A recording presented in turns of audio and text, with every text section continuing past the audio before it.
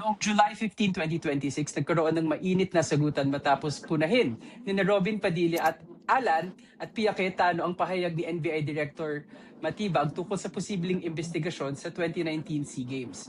Sa mga naunang hearing, kinwestiyon din ng ang interpretasyon at kredibilidad ng prosecution witness. Sa ilalim ng Senate impeachment rules, obligasyon ng mga senador na panatilihing ang political neutrality, ang pagtupad sa tungkulin ng walang unfair discrimination at anumang pagpanig sa isang partido o personal preference. Mga din, normal at mahalagang trabaho ng isang judge ang magtanong. Hindi siya kailangan manatiling tahimik habang nagsasalita ang prosecution at defense.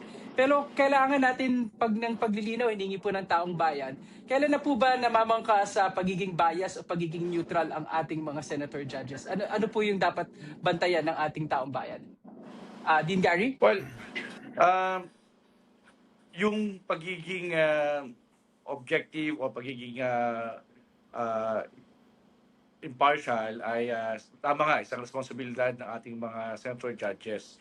Kaya kung ang isang senator judges ay nagmimistulang member na ng defense team or even ng prosecution team, that will be a very dangerous precedent or a dangerous indicator, if I may say that. No? For example, kung magkatanong ka ng mga question na parang wala namang kinalaman, halimbawa, dun sa intensyon mo para magkaroon ng kaliwanagan ng mga tao. Kung tinanong mo halimbawa si Attorney Look, no?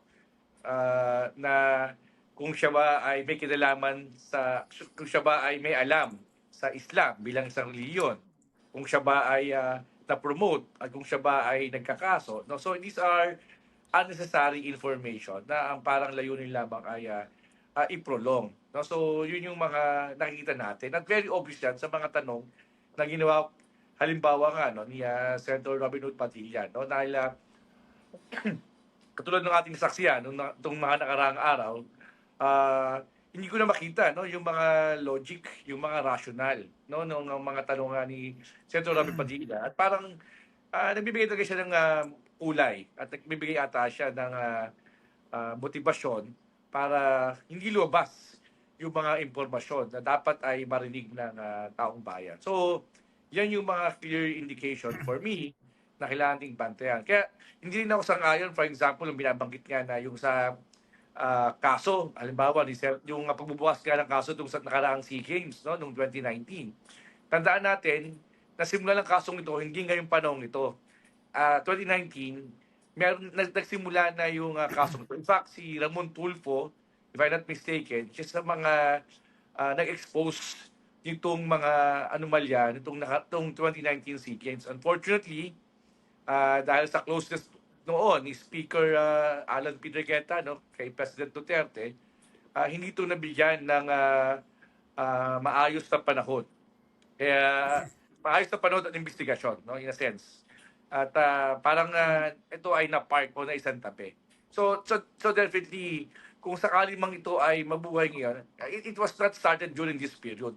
Kailangan itong magkaroon ng resolution or final conclusion no, para at least masettle yung mga tanong ng taong bayan at that time dahil hindi naman ordinaryong pera or ang ginastos natin nung nakaraang SEA Games. So, in a sense, hindi rin dapat ito sabihin na ang layunin nito ay takutin ang ating mga senator judges. Kasi it was initiated during the time pa ni President Duterte at hindi ng panahon ngayon.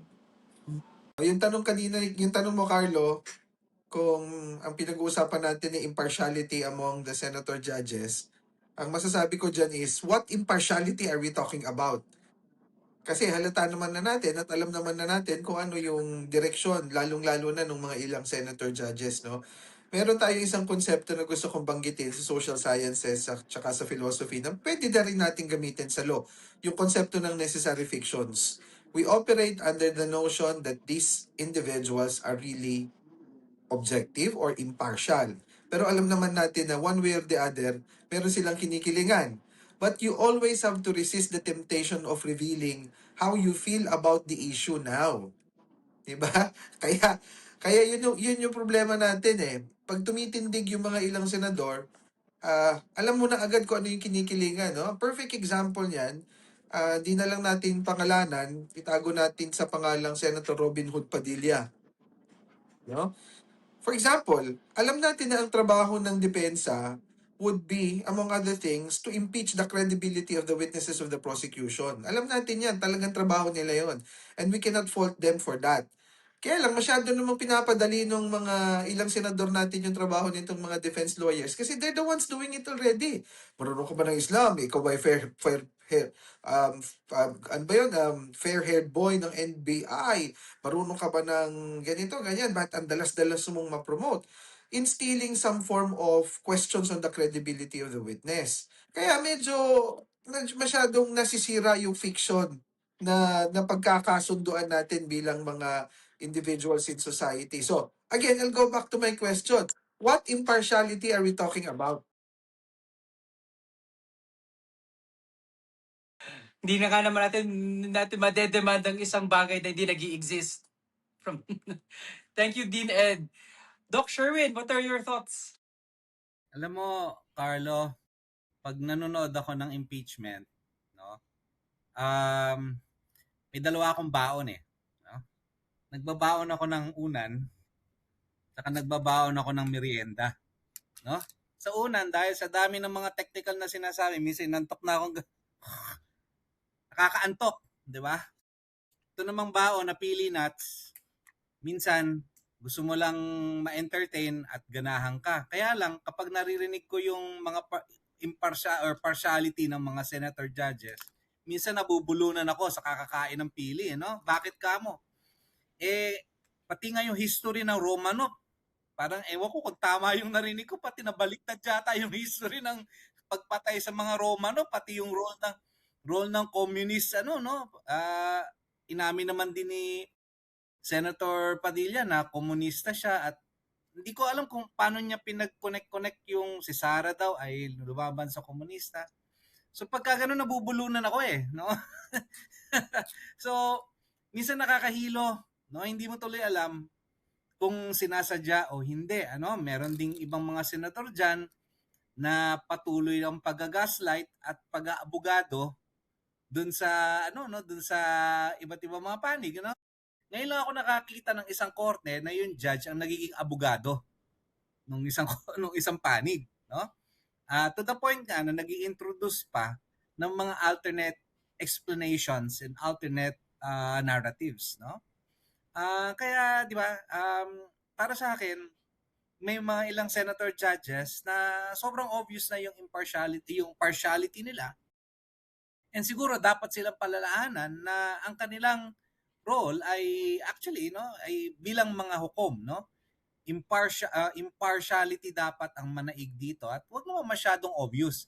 Alam naman natin na may kinikilingan sila, pero ipakita naman nila sa mga taong bayan na medyo may sincerity sila dun sa pagtupad ng kanilang tungkulin as senator judges. Siguro follow-up question lang po. May isang senator judge na nagsabi na konti na lang nga kaming mga abogado dito sa Senado. Tapos sinabi pa nila yung isang law graduate daw na dininay naman ng university kung saan siya allegedly nag-graduate. Ano pong opinion niyo doon sa na parang mga lawyers lang ba ang may karapatang humusga sa impeachment court as senator judges? Napaka-unusual kasi, Carlo, na may mga, 'di ba? Kung ikaw kasi sinabi mo ikaw isang hukom, 'di ba? Ikaw isang judge, no? May certain may certain responsibility at may certain role na nakaakibat kasi sa iyo yan no? Kaya pagka yung mga kababayan natin nakikita na nag-grandstanding itong mga judges na to at nagsasabi ng mga facts na sometimes misleading at pumapabor sa isang panig, 'di ba? Parang ang tingin ko rito, 'di ba? Parang yung iba sinasabi nila nagzo-zone out daw yung mga kababayan natin. Pero ako, I would like to take it further, no? It undermines the credibility of these proceedings if they do that. No? By showing partiality, it generally undermines the whole court. 'Di ba? So, mag-isip-isip sila, no? Kung gagawin nila ito, no? Babanggitin ko lang, no? Naalala ko tuloy yung sinabi ni Shakespeare, eh. The first thing we do, Anya, is let's kill all the lawyers. Hindi ko naman sinasabi yun in a literal sense, no? Pero actually misunderstood yung quote na yun from Shakespeare. Ang ibig niya lang sabihin, if we want to have tyranny, let's kill all the lawyers. Pero dito sa Senado, parang iba yata yung nakikita natin kasi nagiging nagiging badge na siya para maliitin yung mga kapwa senador and in the process maliitin yung taong bayan. Ilan ba sa mga nanonood ng impeachment ang abogado? Ilan ba diyan ang nakatapos man lang ng kolehiyo o merong mga advanced degrees? Ibig sabihin, itsapuera na sila dahil hindi nila naiintindihan yung ibig sabihin ng subpoena duces tecum, subpoena ad testificandum. Parang mali yata. Kasi hindi yun yung naging original intent o bakit meron tayong impeachment. Ang puno at dulo nito ay accountability ng isang impeachable official. Hindi na yan kung ano-ano pa. Lahat ng mga nakabalabal dun sa prosesong ginagawa natin ay dapat doon patungo. So, kung i-reduce mo itong impeachment session na ito na isang tagisan ng mga abogado de Campanilla at ng mga nakakaintindi sa batas pero hindi naman tumutupad sa batas, wag na natin yung i-telecast. Sila-sila na lang mag-usap, sila-sila na lang magbalitaktakan at hintayin na lang natin yung resulta. Kaya lang hindi yun ang intent ng konstitusyon, hindi yun ang takda, hindi yun ang inaasahan sa isang demokratikong bansa katulad ng Pilipinas, no? So, nakakadismaya dahil hindi naman ganyan dapat ng legal profession. And after all, ibig ba sabihin kung hindi ka abogado ay hindi mo na naiintindihan yung proseso? That is precisely why I think many of them are doing their darn best to make this procedure very technical para ma-obfuscate, para malito yung taong bayan dun sa real issue. Wag ganon mga senador. Dapat kasali kaming lahat dyan. Sali-sali tayo lahat dyan. Binoto namin kayo eh. Huwag nyo kami i-etsapwera. Mukhang nasabi naman ng ni Dean Ed at ni Doc Sherwin yung mga mahalagang puntos sa mga statement ng ating mga Senator Judges, no? In particular, si Senator Judge Alan Peter Cayetano at yung kanyang kapatid, no, sa si Senator Pia Cayetano, no? Makikita mo maigi dito, talagang dapat ipasa talaga yung isang maayos na anti-dynasty bill. Kasi dahil ang nangyayari, nagtatakipan itong magkapatid na ito at nagsasaluhan, no? So, which means to the point na nagiging exclusive yung ating political system rather than inclusive. So, in a sense, baka dapat talagang pag-isipan ng mga senator judges nito kung sila ba talaga ay dapat manatili dyan. Lalo na kung sila ay nagpapakita na ng kanilang pagkiling. So, sana yung konting pakipot man lang or konting pakita na ito ay objective natin titingnan at walang arrogance. At hindi nga arrogance, simpleng hubris. Na yun nga, na dapat graduate ka ng UP Ateneo. Paano kaya kung hindi ka graduate ng UST o ng UMAC o ng PUP o ng DLSU na mga magagaling din ng mga law schools. In the same manner na, again, gusto nating balikan na ang impeachment talaga ay hindi ito ginawa para maging exclusive sa mga abogado. Kung ganito ang ating mga senator judges, baka dapat talagang pag-isipan na ipanawag, no? I-call yung kanilang presence diyan sa impeachment court, no? Dahil lumalabas na yung kanilang mga biases. So, siguro yung taong bayan na ang dapat humusga sa mga dati pang araw kung ganito pa rin ang kanilang magiging kondukta. I think it's about time for them na mag-inhibit na. Kung hindi magbabago yung kanilang kondukta in the coming days. Binilig po ng Senado ang BIR box sa BIR nang simula ng impeachment trial dahil hindi daw nila to gagalawin. Pero hiningi po ng prosecution ulit bilang bahagi ng mga ebidensya ang BIR tax records ni VP Sara Duterte at ang kanyang asawa. Ang opinion ng depensa ay nasasakloban ito ng kanilang privacy bilang individuals under the tax rules. Sa isang panig naman po, sinasabi na nananaig bilang isang korte, ang impeachment court, na maaari niyang hingin yon bilang bahagi ng paglilitis. Sa usapin po ba nito, ano po ba dapat naging matimbang isang individual or ng isang halal na opisyal o ang transparency o pananagutan po. Dean Ed, can we start with you po? Well, Carlo, sa tingin ko, dapat yan, tingnan natin na parehong mahalaga. Mahalaga naman yung privacy at mahalaga yung accountability. Kaya lang, ilagay natin sa konteksto. Total, yun naman ang gusto nating gawin, mga kaibigan natin sa depensa, no?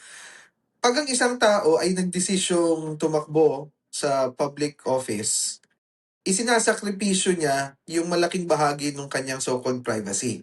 Walang pumilit sa iyo maging public official. Walang pumilit sa iyo na magsilbi sa bayan sa isang elective na posisyon.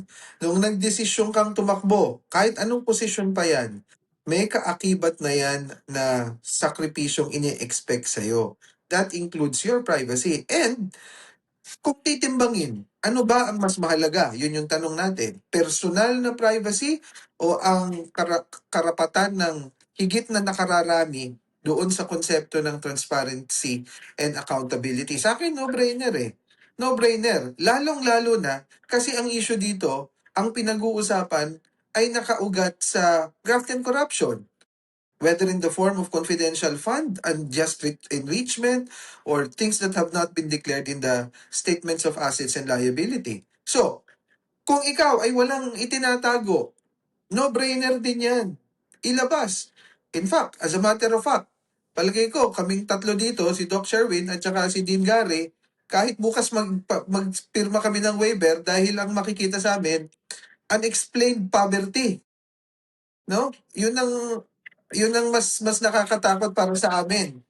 Ako ay sumusuporta sa pagbubukas ng bank records kasi kung walang tinatago, walang dahilan para hindi buksan. Kung walang dapat itago, hindi dapat kabahan, lalo na kung ikaw ay isang mataas na pinuno ng ating bayan. So, with that note, walang dahilan para itago natin itong mga personal nating mga impormasyon dahil tayo ay sumumpa, nanungkulan, no? Public office sa public trust.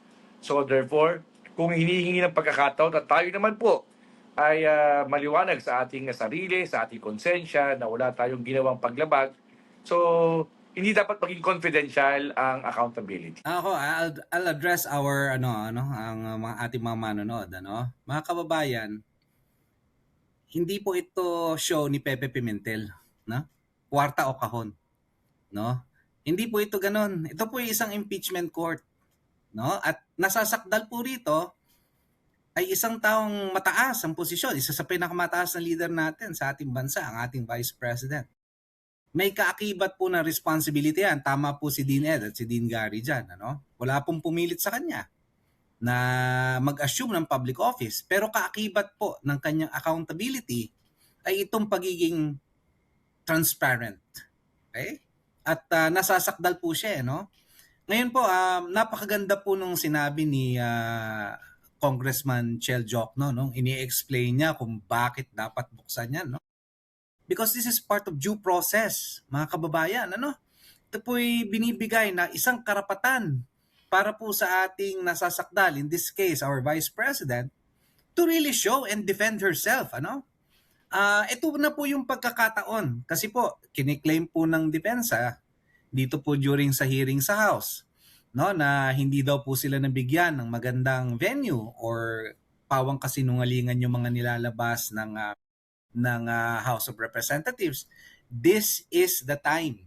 Wag na po tayong magtago dun sa likod ng confidentiality, yung responsibilidad mo sa publiko, yung iyong posisyon at iyong aspiration bilang maging pangulo ng Pilipinas should supersede yung confidentiality mo. Mas mataas po ang hinihingi ng publiko na mag-account ka sa iyong ginagawa.